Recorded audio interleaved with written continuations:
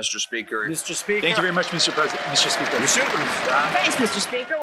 The trauma that was unleashed upon our country because we had a government that was more worried about self-preservation than working in the best interests of Canadians, I think is a legacy that certainly bears reflection, but I certainly don't think the way to do that is in a day of recognition. Because on the division, I think Canadians would far rather see accountability. Thank you, Mr. Speaker. Thank you very much, Mr. Speaker. And as always, it's an honor to be able to rise in this place and to talk about issues that are so important to my constituents and all Canadians, and particularly on Bill S-209. I find it interesting that we are debating the creation of a day, which is approximately 4 years ago, when COVID-19 became a big thing. And that 4 years ago, I remember it well. I was in this place as a newly elected member of Parliament, and it was a chaotic time. Many people didn't know what was going on. We had differing intelligence. We had news. In fact, it wasn't even called COVID at that time. And then it was declared a pandemic, and then this place and basically the country was shut down. But then now, Mr. Speaker, 4 years later, we have an attempt to memorialize this in the context of a day of recognition.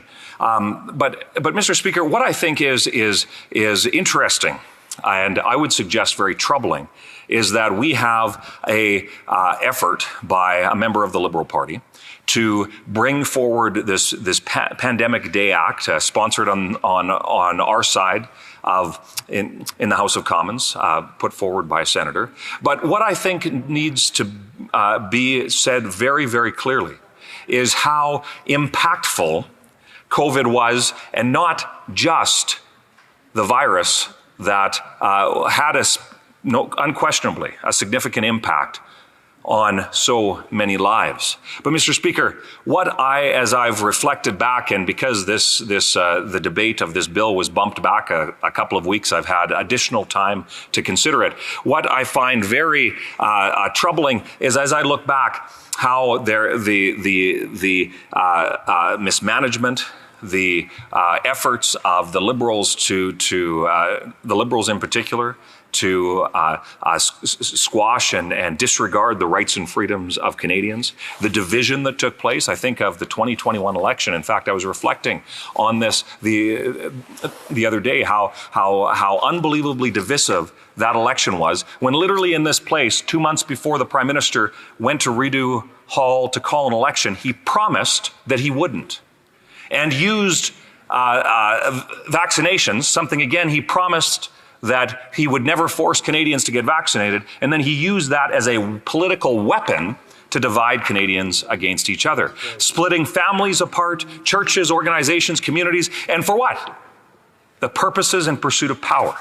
Mr. Speaker, I reflect back upon the early days of the pandemic when it was the actions of this place were shut down, and there was I would suggest cross-partisan collaboration, a willingness to say, okay, we don't know what's going on. We certainly can't trust what's coming out of China. There was questions about what the WHO was saying, and we had to figure things out. But what did the Liberals do instead of being willing to work together? They would claim on television that a Team Canada approach is needed, which is simply code for they failed, which we've learned time and time again since that point. But, Mr. Speaker, what we saw is that it wasn't a willingness to collaborate. They wanted unlimited taxation and spending authority for a year and a half, something that would have defied 800 years of Westminster democratic tradition. Like, you look time and time again throughout the tumult of COVID-19 and the pandemic. There was certainly significant challenges, and we saw our healthcare system put under tremendous strain. Which, Mr. Speaker, it was unfortunate that we didn't, and that the result of that wasn't a realistic conversation about the fact that we had a virus that brought our healthcare system to its knees, even though we invest hundreds of billions of dollars a year into that healthcare system. We have not had those realistic conversations in the follow-up to that. We see so often, and I was speaking to someone earlier today who talked about the trauma that they and members of their family, talking about how a member of their family committed suicide because of the isolation that they faced during COVID. We see tragic stories like that. And then now we still have the concerns, whether that's some concerns around vaccine injuries, which the Liberals seem quick to suggest is simply conspiratorial. And then you have concerns related to long COVID, where there are individuals that still cannot get access to the care that they need to deal with some consequences of a virus that we still don't necessarily have a good understanding of. And I would just note a practical impact of the mismanagement is that there used to be a pretty significant consensus. And I've been very vocal in my support for the use of vaccines. And this dates to long before COVID.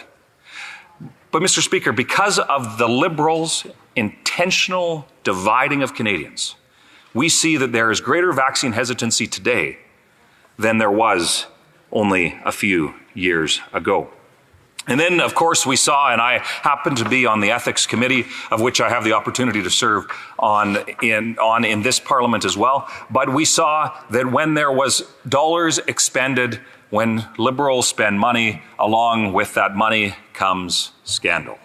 Whether it was We Charity, ventilators, Arrive scam, on and on and on the scandal train goes. We see how it was things that would have been unthinkable only a few years ago have been normalized because of the willingness of the government to take advantage. And they even used language like this. They used it in terms of trying to reshape the economy to some utopian vision that certainly is not leaving Canadians better off.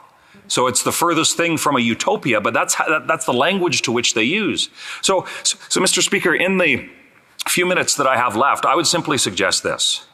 There are still many Canadians that want answers about the spending, want answers about the actions, want answers about why things were allowed to devolve, and how so often still today we hear it, how COVID is still used as simply as an excuse, whether that be for the debt and deficits. Yet we learned of the COVID spending. There was 35% of money that was expended during COVID was not even related to the pandemic. And we see just a mismanagement.